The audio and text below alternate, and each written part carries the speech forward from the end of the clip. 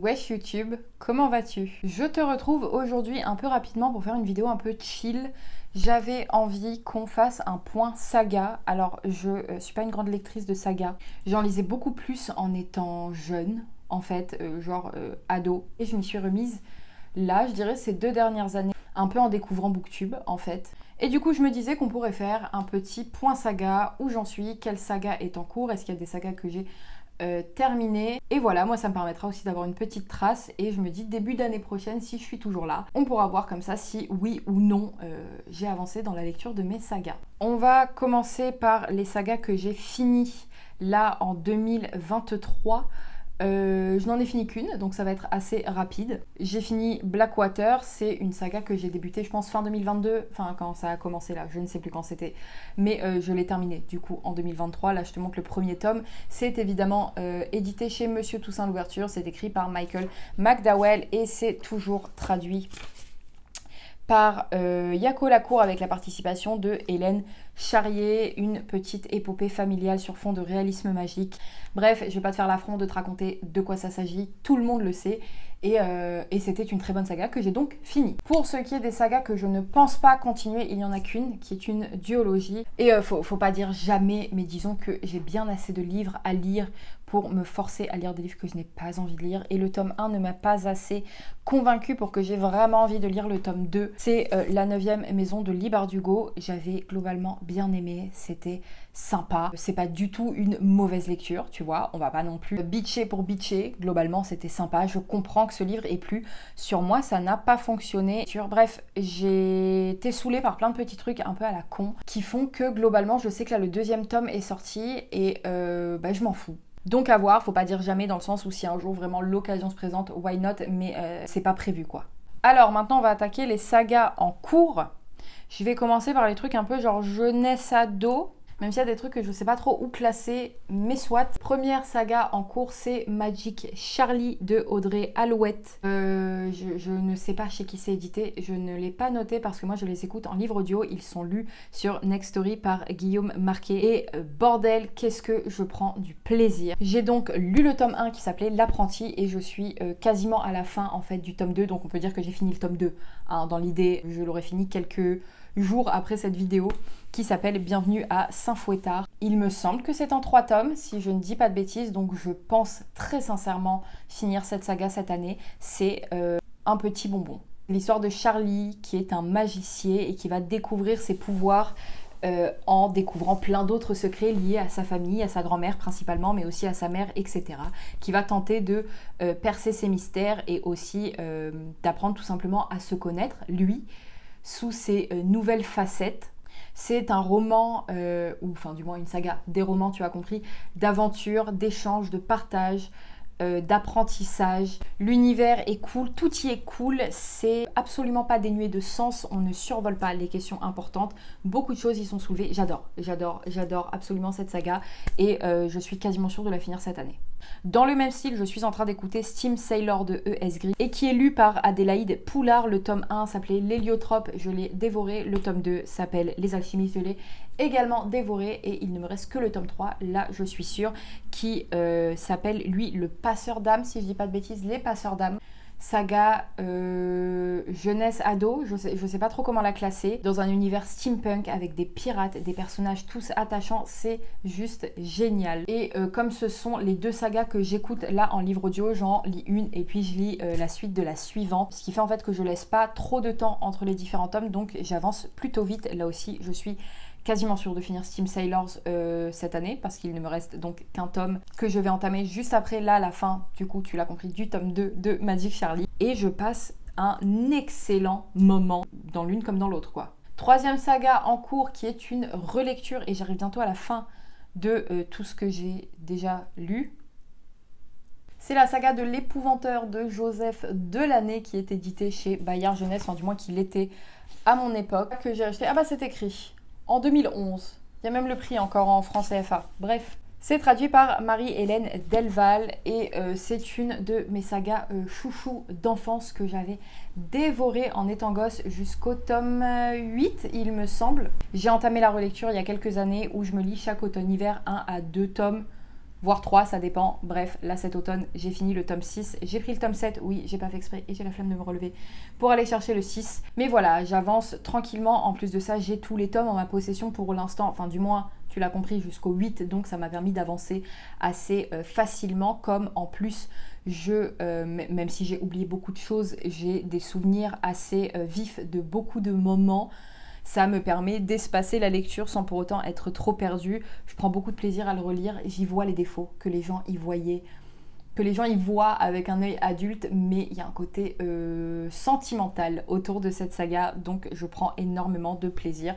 Je ne suis pas prête de la terminer parce qu'il y a d'autres tomes qui sont sortis ensuite et qu'il faudra que je les achète. Bref, on n'y est pas encore, je sais que je ne la finirai pas cette année, c'est sûr, mais je continue mon avancée dans l'épouvanteur. Est-ce que je te dis de quoi ça parle? Parce qu'en fait, je voulais une vidéo rapide, mais si à chaque fois je te dis de quoi ça parle, ça va être très long. Bref, on va juste dire en quelques mots.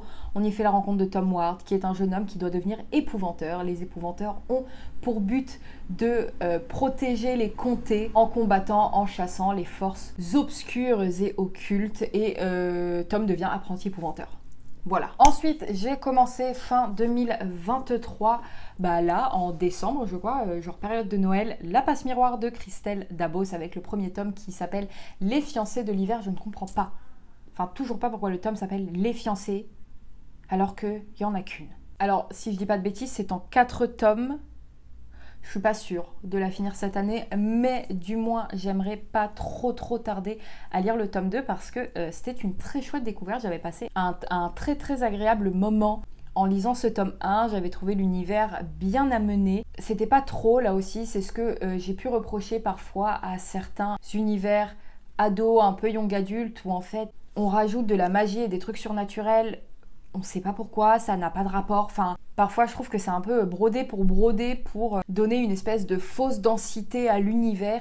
Là, c'est absolument pas le cas. Tout sert très bien l'histoire. Dans l'ensemble, c'est une saga que j'ai pris beaucoup de plaisir à découvrir et j'espère continuer bientôt. Qu'est-ce qu'on a d'autre? Je vais le mettre un peu entre les deux parce que je sais pas trop si c'est du jeunesse ou du roman adolescent. Bref, Anne. J'ai dit Anne comme si vraiment c'était la seule info, genre Anne, fin.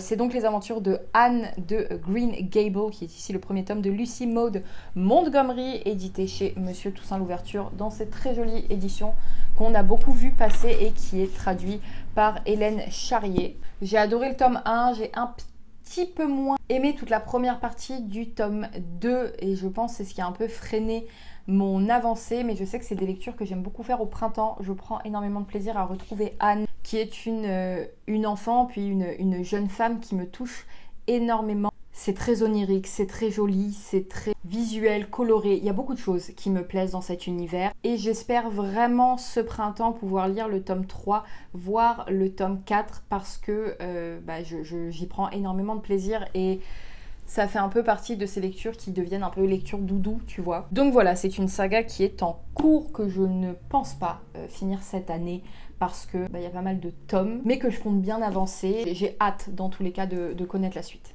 On va continuer dans les sagas de type adulte. La première saga en cours dont j'attends la sortie en fait des formats poche, tout simplement, c'est la saga des voyageurs de Becky Chambers. Donc ici j'ai le premier tome, l'espace d'un an. J'ai également lu le second, je veux dire le deuxième, puisqu'il y en a d'autres après. J'ai également lu le deuxième qui s'appelle Libration.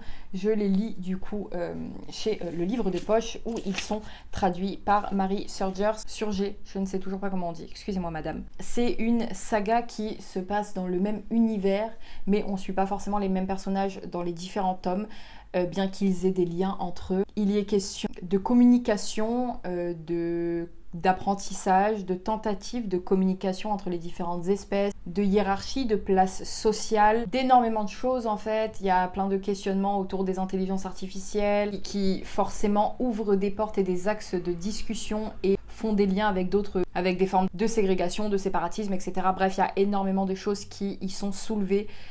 Pour autant, c'est fait de manière très simple. Je l'ai déjà dit plusieurs fois, mais c'est quelque chose qui me touche beaucoup avec Becky Chambers. C'est la manière dont elle aborde des sujets forts, mais de façon pas du tout ni moralisatrice, ni culpabilisatrice. Et c'est quelque chose que j'apprécie particulièrement. C'est de la tranche de vie, il s'y passe pas un milliard de choses, mais pour autant on prend énormément de plaisir à suivre les personnages. Je suis à jour du coup pour la sortie des poches, j'ai lu les deux. Il y a 4 tomes il me semble dans les voyageurs et du coup j'attends simplement les sorties poches parce que tu l'as compris, je suis globalement assez friande quand même des formats poches. Saga suivante, pareil, j'attends la sortie poche du 2e tome, c'est une duologie de jeunesse de la cité de N.K. Jemisin. Tu connais mon amour pour N.K. Jemisin, je pense que justement c'est certainement sa saga des livres de la Terre fracturée qui a complètement raviver mon envie de lire des sagas et de rencontrer des univers sur plusieurs tomes. J'aime cette femme, j'aime ce qu'elle propose, j'aime la manière dont elle le fait, même si ce premier tome Mégapole m'a moins plu que le premier tome des livres de la Terre fracturée. Du coup, j'ai très hâte de lire la suite. Mais pareil, j'attends sa sortie poche. Mais quoi qu'il, à l'instant où elle sort, je sais que je l'achète et que je la lis. Mais ça en fait quand même une saga en cours. C'est assez compliqué à résumer, mais oui, il y est question de cités qui s'incarnent dans des gens qui donc doivent défendre la cité, les cités. Et dans ce tome-ci, on fait la rencontre de 5 arrondissements de New York qui du coup se matérialisent à travers, dans des gens qui vont tenter de comprendre ce qui se passe, de comprendre qui ils sont, quel rôle ils ont à jouer et pourquoi et par quoi est menacée la cité et la manière dont ils doivent agir. Voilà, N.K. Jemisin, compliqué, intelligent, incisif, particulier, lisez N.K. Jemisin. En plus, elle passe pas par 4 chemins, elle dénonce des choses, elle parle de sujets importants. J'adore N.K. Jemisin tout simplement et comme je t'ai dit là j'attends juste la sortie poche du second. J'ai commencé, je me suis lancée, il faudrait même dire, dans la traversée des annales du disque monde de Terry Pratchett. Ici j'ai une édition de chez La Talente, mais ceux que j'ai de la suite là, c'est pas chez La Talente, je sais plus chez qui c'est. Bref, celui-ci est traduit par Patrick Couton. C'est un univers qui me tentait depuis extrêmement longtemps. Moi, vraiment, le côté parodie, absurde, comique, ça me plaît, ça me parle. J'ai adoré ce premier tome. Pour l'instant, je pense les lire du coup dans de la chronologie. Alors, je sais plus si c'est une chronologie genre de sortie des livres ou une chronologie dans l'histoire. Je suis un peu du père, mais j'ai ma liste. Tout naturellement, je ne pense pas finir cette saga cette année. Je suis quasiment sûre de ne pas finir. Par contre, je suis curieuse de voir mon avancée quand on fera un point la prochaine fois. Parce que j'ai pris beaucoup de plaisir à lire ce premier tome et j'ai très hâte en fait de les glisser comme ça un peu par-ci par-là entre des lectures. En tout cas, c'est sûr que je vais continuer. J'ai les tomes déjà 2 et 3 en ma possession. Le 8e sortilège et la 8e fille, il me semble. J'ai très hâte de continuer, mais je sais que je finirai pas toute cette épopée cette année, ça c'est sûr. Il y a également La Maison des Jeux, qui est en 3 tomes, qui est écrit par Claire North, édité chez Le Bélial. Donc j'ai lu récemment le premier tome qui m'a énormément plu. Je sais que c'est une histoire... Enfin du moins que ce sont 3 histoires différentes même si elles prennent place dans le même univers et dans le même contexte. J'ai beaucoup aimé ce premier tome. J'ai aimé le côté j'ai aimé la particularité et la singularité de la plume de Claire North. J'ai aimé les différentes échelles dans l'histoire, les différents niveaux de lecture, de jeu, de mise en place des intrigues. Intriguant, c'est le mot, c'est très intriguant. J'ai beaucoup aimé ce premier tome et je pense pouvoir lire les 2 autres dans l'année parce que c'est très court, c'est une centaine de pages à chaque fois. Et en plus de ça, j'en ai envie. Là aussi, il faut juste pas que je laisse trop traîner parce que sinon, ce sera dead. Mais pour l'instant, j'ai envie. Je l'ai lu il y a pas très longtemps, donc je suis encore un peu dans la hype. Dernière saga en cours, je pense, je dis pas de bêtises. C'est nul autre que Les Archives de Rochard de Brandon Sanderson. Ici, j'ai donc lu la première partie de La Voix des Rois que j'ai au livre de poche et qui est traduit par... par Mélanie Fazi. J'ai adoré, je t'ai dit, j'avais très envie de découvrir de la fantaisie adulte, de me lancer dans des univers denses. C'est une chose à laquelle j'avais envie de me confronter. C'est fait, j'ai adoré. Et ça pareil, on va pas finir cette année, c'est sûr que non. Par contre, j'ai en ma possession, du coup tu l'as vu, la 2e partie de ce premier tome.